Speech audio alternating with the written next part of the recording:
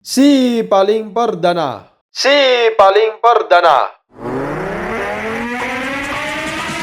Yohanes Andekala atau yang disapa dengan Joni, si pemanjat tiang bendera yang pernah viral setelah aksi hari-nya saat upacara peringatan HUT ke-73 RI di Desa Siliwangan pada tahun 2018, kini menanggi janji Jokowi untuk diprioritaskan dalam penerimaan seleksi TNI. Diberitakan sebelumnya Joni gagal seleksi lantaran tidak memenuhi syarat tinggi badan. Joni memiliki tinggi badan 155,8 cm, sementara syarat minimal adalah 160 cm. Kini Joni kembali diberikan kesempatan ulang untuk lanjut seleksi masuk menjadi prajurit TNI Angkatan Darat yang berlangsung di Kota Kupang, wilayah Korem 161 WS. Berita selengkapnya akan hadir dalam DP Evening News malam ini.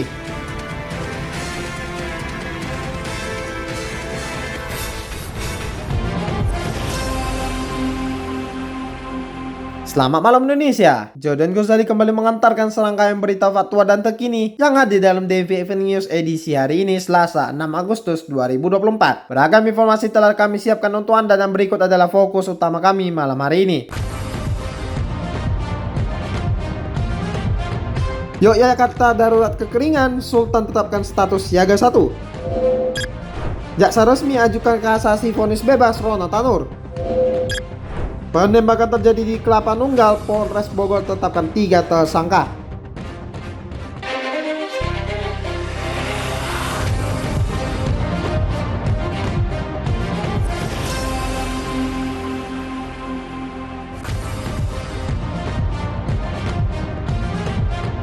Gubernur Daerah Istimewa Yogyakarta Sri Sultan Hamengkubuwono ke-10 telah menetapkan Yogyakarta dalam status darurat kekeringan.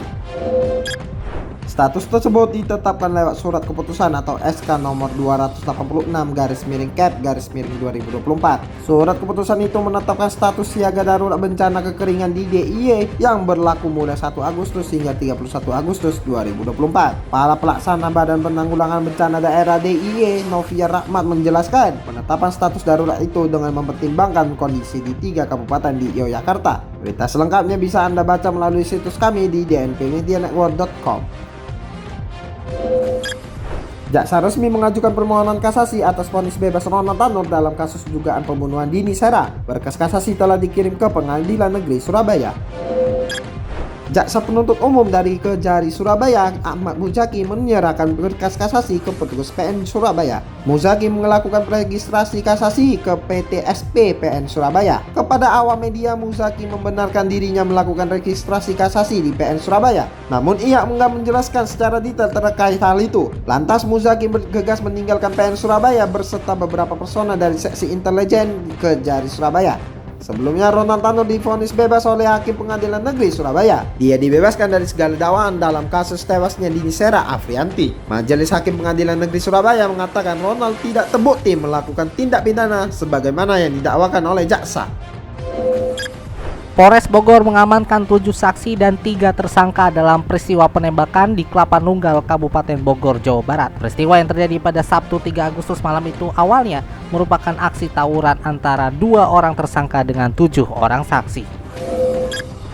2 tersangka kemudian menembak lawannya, tetapi tembakan itu malah mengenai seorang pengendara motor yang kebetulan melintas saat tawuran itu terjadi. Kapolres Bogor AKBP Rio Wahyu Anggoro telah menginstruksikan kepada Kasat Reserse Kriminal untuk menembak tersangka jika melakukan perlawanan. Rio menilai tersangka telah melakukan aksi berbahaya yang mencelakakan orang lain. Lebih lanjut, Polres Bogor telah membentuk tim gabungan dengan Polsek Kelapa Nunggal untuk melakukan pengembangan kasus penembakan tersebut, yang menyebut saat ini korban masih belum sadarkan diri setelah mengalami luka tembak pada Sabtu 3 Agustus malam lalu. Rio meminta agar korban untuk segera sadarkan diri. Polres Bogor juga telah menetapkan 1 tersangka baru dari kasus penembakan di Kelapa Nunggal, yakni sang pembuat senjata api rakitan, sehingga jumlahnya kini menjadi 3 tersangka. Rio juga memastikan akan menanggung biaya pengobatan terhadap korban penembakan, yakni warga yang melintas saat insiden itu terjadi. Biaya pengobatan korban tersebut akan ditanggung oleh Polres Bogor.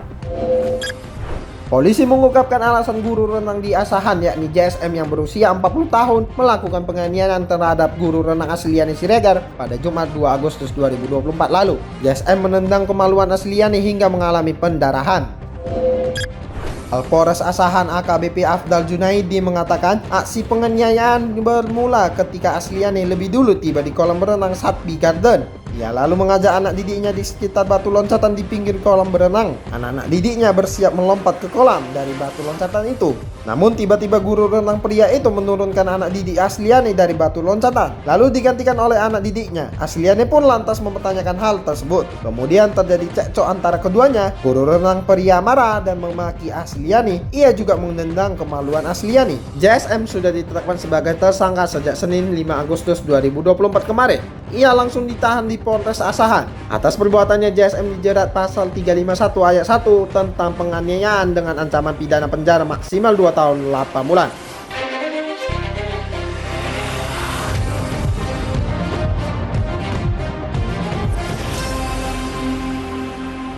Terima kasih sahabat DNP, Anda masih mendengarkan DNP Evening News, produksi DNP Media Network.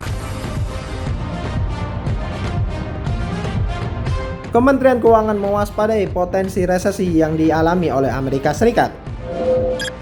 Kepala Badan Kebijakan Fiskal Kemenkyu Febrio Kacaribu mengatakan bahwa kondisi Amerika Serikat memang di bawah ekspektasi.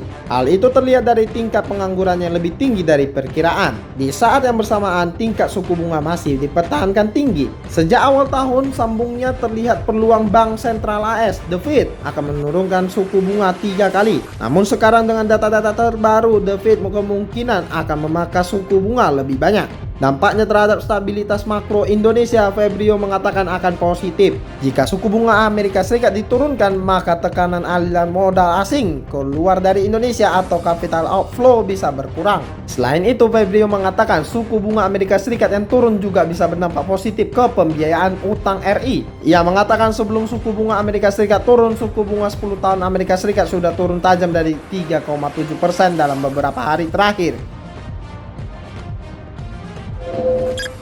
Yohanes Andekala atau yang disapa Joni si pemanjat tiang bendera diberikan kesempatan ulang untuk lanjut seleksi masuk menjadi prajurit TNI Angkatan Darat.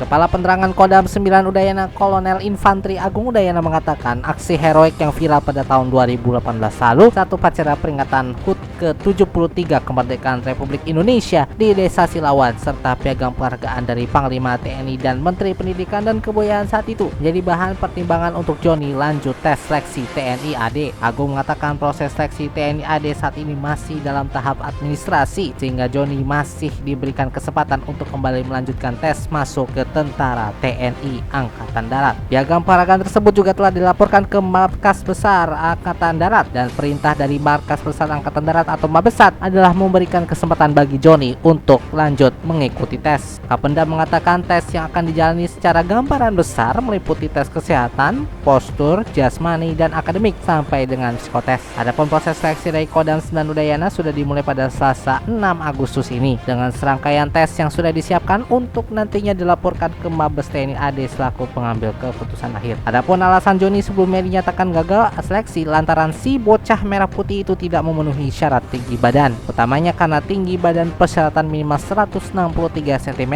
sedangkan daerah tertinggal seperti di wilayah NTT dengan ketentuan khusus 160 cm.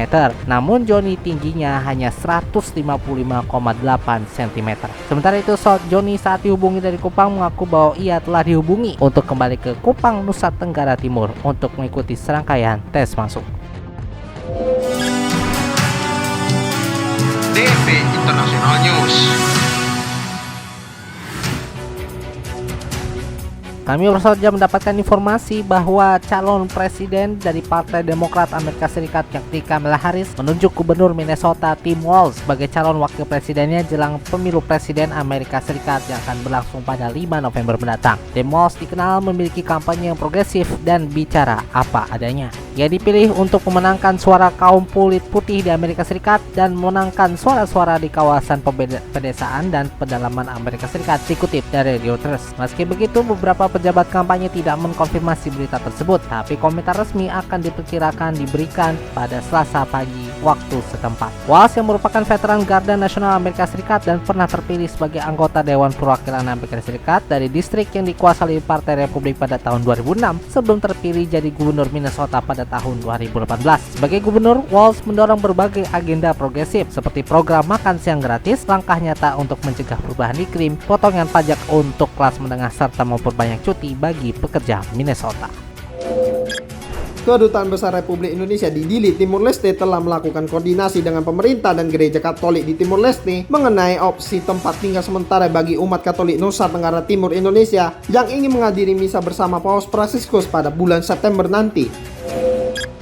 Duta Besar Republik Indonesia untuk Timur Leste Otto Dorius Manik mengatakan tahun ini Republik Indonesia dan Timur Leste mendapatkan kunjungan langsung dari Paus Fransiskus, tetapi sebagian umat Katolik Nusa Tenggara Timur tidak bisa melihat langsung Paus Fransiskus karena jarak terlampau jauh antara Jakarta dan NTT. Timur Leste sendiri sebelumnya sudah memutuskan untuk menempatkan umat Katolik NTT di salah satu bangunan yang sebelumnya digunakan untuk karantina di daerah Tasitolu dan lokasi pembangunan resort Pelikan Paradise di Tibar Likuta. KBRI juga akan berkoordinasi dengan paroki di NTT agar bisa mengatur umat yang rentan tidak harus ikut ke Timor Leste supaya mencegah hal-hal yang tidak diinginkan terjadi. Mengenai dukungan KBRI dalam kunjungan tersebut, Duta Besar Otto mengakui bahwa KBRI tengah mempersiapkan untuk mendatangkan tenaga kesehatan dari Indonesia untuk membuka beberapa pos kesehatan sementara di berbagai titik selama kunjungan Paus Fransiskus.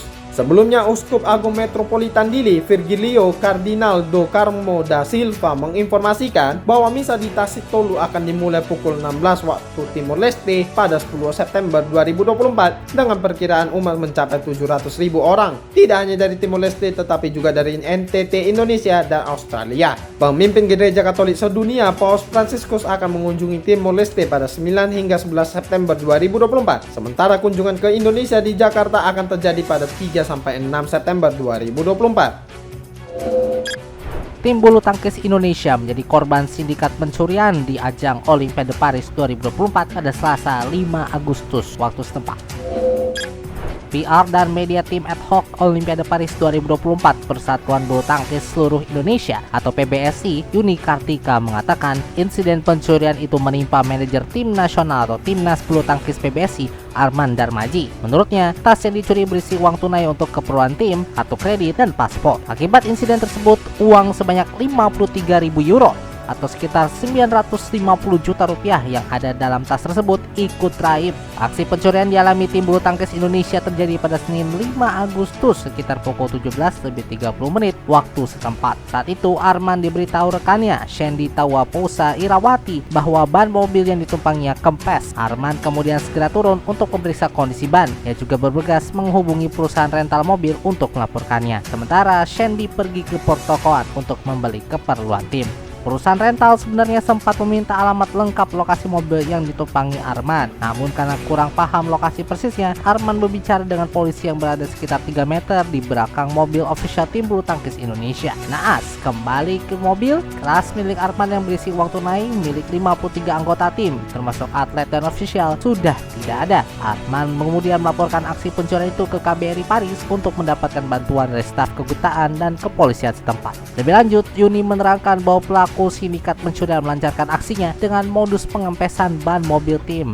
Saat itu, Shandy memang sedang bersama Arman untuk membeli keperluan tim. Meski mengalami kerugiannya tak sedikit, Yuni memastikan bahwa insiden tersebut tidak mempengaruhi jadwal kepulangan tim bulu tangkis ke Indonesia. Seluruh tim bulu tangkis Indonesia, kecuali Gregoria Mariska Tunjung, dipastikan kembali ke tanah air seperti rencana semula, yakni pada Selasa 7 Agustus 2024. Sementara Gregoria akan kembali ke tanah air pada 9 Agustus 2024 karena masih mendukung sejumlah program Komite Olimpiade Indonesia atau NOC di Paris. Sementara itu, KBRI Paris memastikan bahwa PBSI telah melaporkan insiden pencurian itu ke polisi setempat. Sesuai kewenangannya, KBRI Paris membantu tim bulu tangkis Indonesia untuk membuat laporan ke pihak kepolisian di Paris. Terkait dengan paspor atau dokumen perjalanan lainnya yang hilang, KBRI telah menyiapkan surat perjalanan laksana paspor atau SPLP untuk memudahkan kepulangan para atlet bulu tangkis Indonesia ke tanah air. Sindikat pencurian di Olimpiade Paris 2024 bukan kali pertama terjadi. Sebelumnya kasus pencurian juga menimpa pemain rugby sevens Jepang. Atlet tersebut mengaku kehilangan cincin pernikahan, kalung, dan uang tunai yang disimpan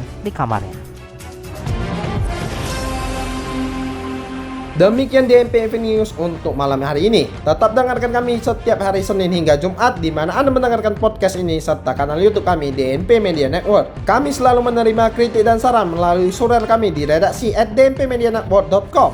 24 jam berita fatwa dan terkini lainnya di situs baru kami dnpmedianetwork.com/news. Dengarkan juga lagu-lagu pilihan yang sayang Anda lewatkan di situs kami zen.dnpmedianetwork.com.